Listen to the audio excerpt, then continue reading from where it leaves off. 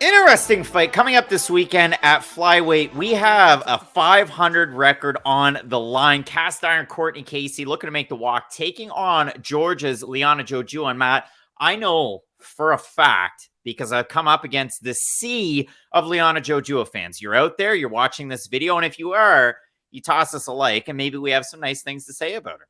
Or maybe we'll be critical. I don't know. It's early in the video, but Matt, for Liana Jojua, it's been a weird ride so far in the UFC. She comes in on short notice. She pops up a weight class. She takes on Sarah Morris of Canada. And in that fight, Morris misses weight. She submits Jojua, who I'm sold a bill of goods on as an international master in sports, international master of sports and grappling. UWW, that's in brackets. And this I got from the UFC's Q&A page, but I've read it time and again here and there. So in university, she made her way all the way up to a master of sports and grappling. She is also a UWW world gold champ and bronze champion in grappling. She has grappling in her back pocket. You see that in her fights. That's all I have to say. And later on, I'm going to back it up statistically with what she's done in her 3 UFC fights. So she loses that fight to Morris, and I go, ooh. Well, Sarah Morris is a 500 fighter in the UFC. And she no, not in the UFC, in MMA. She hasn't looked all that good in the UFC. Okay, so let's move that forward. She fights a Canadian transplant out of Romania in Diana Belbizia. And I go, hey, well, Diana Belbizia is going to win that fight 9 times out of 10. Former KSW champ against a former Fight Night global champ. We know exactly how this is going to go, except no, we don't. And Liana Jojua looks absolutely amazing in that fight. So then in her last one, they go, okay, you were the hotness against Diana Belbizia. We're going to match you up a few months later against Miranda Maverick in Maverick's UFC debut. And listen, the way that women's MMA and cuts and this and that go in fights is not as lenient as they will go in certain men's fights. I think that goes without saying. You know that. I know that. We all know it. So was that cut on the bridge of her nose that bad? To me, watching on TV, it looked pretty bad, but a lot of people protested on the social medias, as they will. All of this to say, she was losing that fight handily. So she's had a fight against a not-so-good fighter at 135 where she got beaten handily. She had a fight against I don't really know where Diana Belbizia is right now at 125. And then she loses to a fighter that, Matt, honestly, I think Miranda Maverick's going to be top 5 for a while. And she's very young in her career. So that one's fine. For Cortney Casey, on the other hand, though, she has something in common with a former UFC 202 opponent of hers. Yes, Cortney Casey fought Randa Marcos on McGregor Diaz 2. She has a salty AF record in the UFC. It's 5-8 in the UFC. But there's 2 fight of the night spread in there. There's 1 performance of the night bonus. There's a lot of split decisions. Her wins in the UFC are over Christina Stancio, Randa Marcos, Jessica Aguilar. She has a split decision win over Angela Hill in a win that ages like fine wine. And her last win was over Mara Romero Barella. 2-3 in the 5-on-in. I can go on for days, Matt, but if you look at it for Cortney Casey, training out of a very interesting gym and MMA lab with, of course, Mario Bautista, David Machad, Casey Kenny, Augusto Mendes. Close is back. Drakkar Klose is back. Guess who's back? Back again. And for Jojua, she trains at a couple of different gyms. I saw Akhmat, obviously, on the record. But if you look on her Instagram, Syndicate MMA with a to-be retired in her 50th pro fight, Roxanne Modafferi, Joanne Wood. Do you see what I did there? She just got married. Congrats. She dropped the Calder. It's just Joanne Wood now. So awesome to see that for her and John Wood. But Matt, when I look at this fight, Muay Thai background for Liana Jojua. Master of sport in grappling for Liana Jojua. The complete package, some would say. It's just really tricky to gauge what we're going to get in the cage because we haven't seen a good enough sample size for her. And for Cortney Casey, it's just like that. I think you should leave reference. When you want a car that doesn't have a big steering wheel that whiff out when you're driving, she's one of those fighters that whiffs at air a lot, and she's a little loud, and that sometimes scores with judges. So I have to tell this story right before we do anything, just because Jojua's nickname immediately makes me think of this story. I vividly remember us growing up being in the truck with our father and our song coming on the radio. It was a new song by the artist known as Shakira, and it was known as She-Wolf. And I remember the person on the radio go, this is her first big song after the World Cup one there, the nani nani na. That was a banger. She-Wolf, not so much. They go, she made this song in 15 minutes. And just instinctively, I said, they play the song, and I went, well, yeah, that's not a surprise. And that was one of the early moments in life where I made our father laugh, and that's always stuck with me. So anyways, let's get on to breaking down a fight. If anybody tells you they know what's happening in this, they don't, because Cortney Casey isn't really a top-level UFC fighter. Now, she has some wins that do age well over time, but I think that's more of a reflection of just how you can kind of win fights in this division. We've talked about this a lot. In some lower women's MMA fights, I don't want to say this is a blanket term, but volume can really win. What? Pump the brakes. Not just in this division, but she's somebody that spent the bulk of her career at 115, moved up. She was always a bigger fighter at strawweight. She's still pretty well a bigger fighter at flyweight too.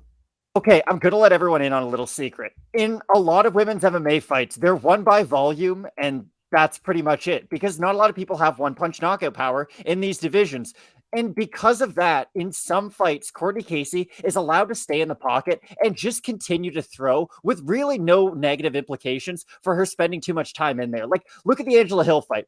If she fought that same way against like Jessica Andrade, do you know what Andrade would do to Cortney Casey? It would be one of the hardest fights to watch of all time. But you get what I'm saying. Against those other volume-based fighters, she can stay in the pocket and have 50-50 exchanges with them. And if you don't have great volume yourself, then she can get away and at least start to put up decent numbers on the scorecard. The other thing that has to be said about Cortney Casey too is that she's kind of an underrated grappler off of her back. She can threaten with a lot of submissions, but the problem is she can get just held down. And that's one of those things. I know we both hate this. When a fighter's best skill is kind of hidden behind their worst weakness, which is for Cortney Casey, her submissions off her back are pretty good. Like, even go back to the Michelle Waterson fight. I know she lost that. I know I probably bring that fight up too much, but she looked pretty good off her back in that fight, and she threatened with a lot of submissions in that one. I'm just trying to say, Cortney Casey off of her back can at least threaten with enough submissions to make it uncomfortable for the fighter on top. So the real question in this fight comes down to just how good of a grappler is Jojua? Because here's the thing. There's some numbers to back it up, and they would suggest that she is a very, very good grappler. And I'm going to be here to tell you, though, the eye test leaves a lot to be desired in her overall game. Red Rover, send the stats guy over. Here we go. So you talked about the fact that Casey ends up on her back. She's able to threaten with a lot of submissions. She has 38% takedown defense in 13 fights in the UFC. That's bad. That's really, really bad.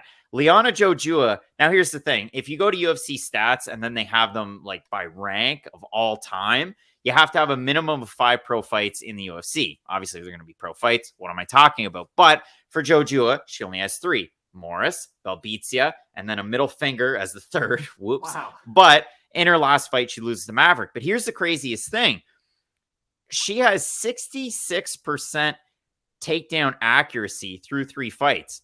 That's number 2 behind Valentina Shevchenko at 71.8. Again, bigger sample size, less than 5 fights, but still paints a good picture. Submission average per 15 minutes, 2.2. That's number 1 in this division behind her would be Montana De La Rosa at 1.12. Negative 2.33 strike differential. That's very, very bad. And that's about all you can say about Liana Jojua. If she has another couple of fights where she keeps up the same pace with her ground game, with her takedowns, then yeah, she could end up vaulting herself into this all-time takedown artist in the division, all-time submission specialist in the division. But as it stands right now, again, very small sample size. So if we have a look at the odds for this fight, Matt, let me bring them up and average them out. For Cortney Casey, she opened a minus 150 favorite. She's minus 207 right now. For Jojua, opened a plus 130. She's plus 168. If we head on over to Tapology, total votes 849, 58% Jojua, 57% by decision, 33% by submission. For the 42% that have Casey, 81% by decision. Matt, this hasn't happened all that lately. This used to be an old occurrence, maybe once or twice a card. This has, honest to goodness, it hasn't happened in a long time. It surprises me that the underdog has an overwhelming bit of support from the public over on Tapology. So are you buying what they are selling on Tapology? Are you going with the fans here? Do you have Georgia's Jojua in this fight?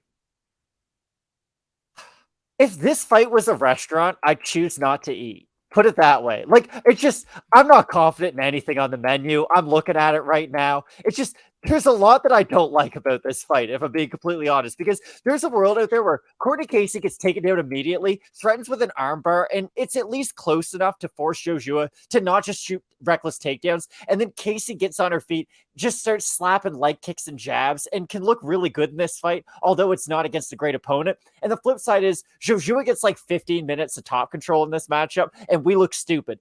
I'm going to say this, though. It's similar to my Paulo Costa point. It's all eye test related with Jojua. Her grappling's not great. Like, she's going to get out grappled by top grapplers in this division. Even go back to the Sarah Morris fight. And I know that was up a division, but Morris isn't a UFC caliber fighter, if we're being completely honest. And she was able to just really outmuscle Jojua, not only on the mat, but just sort of like, she took the fight out of her. And I know people hate it when you say that, or when we say that, like, you sort of question fighters and their mentality. But like, Jojua was on top and immediately just like fell to her back and gave up top position at one point during that fight in the third round. That's not a good sign. We don't want that from championship caliber fighters. We don't expect that from UFC caliber fighters. I think Jojua is going to win this just based on her wrestling offensive. And I think she is a good enough grappler to not get caught by a defensive submission. But even if the stats look really good grappling-wise with Jojua, I don't really think she is like a Mackenzie Dern, Vina Jandiroba type in this division. No, it's just fun to talk about. And I mean, it's like going to a restaurant and you see that they have a twice-baked potato, but then really in the fine print it says there's a ball of sour cream in there. And you know for a fact that they twice-baked that ball of sour cream. You pop that puppy open, you're going to get the hottest bit of lava cream you've ever had in your life. And if you want quotables this week, I'm giving them all to you. Now, Matt, yeah, when I look at this fight, those numbers are just for fun. They mean absolutely nothing. It's silly. It's stupid. I'm just having fun doing my job. I like Jojua ever so slightly. Again, with that wrestling and the takedown defense of Casey being so suspect. I've seen fighters like Michelle Waterson give her fits on the ground. So for me, I like Jojua up at this weight class with the takedowns. But if you were thinking of putting your money on this fight, either you know something that I don't, or you're just silly. You're just a silly goose. So, Matt, for me, I'm going to be going with George's Jojua. You're going Jojua too. And I don't have any qualms about saying that this is my least confident pick of the week. And the best part about this is there's going to be comments down below, Matt, where people are going to say, we need confident predictions. Just don't go with this fight. Guys, have some fun every now and then. Listen, there's some fights that are really hard to predict. It's a two-person sport. A lot of things can go wrong. Like, okay, in basketball, if Steph Curry has 50 points and the Golden State Warriors are up by 30 at the end of the game, there's no chance like Jared Allen for the Cleveland Cavaliers could just throw a ball from one side of the court to the other and make up the difference. In MMA, you can do that. Like, Darren Elkins was down 110 points against Wilt Chamberlain, basically, and then got a 110-point dunk against Mirsad Bektic. Like, in MMA, there is that Hail Mary. There is that one-punch KO capability. So some fights are really hard to predict, and this would be one of them. Matt, big time fight. Again, both going Jojua. And listen, in the main event, you're not going to want to miss it. Max Holloway's taking on Yair Rodriguez. Keep it locked in with Fight Night picks, and as we always say, let's get into it.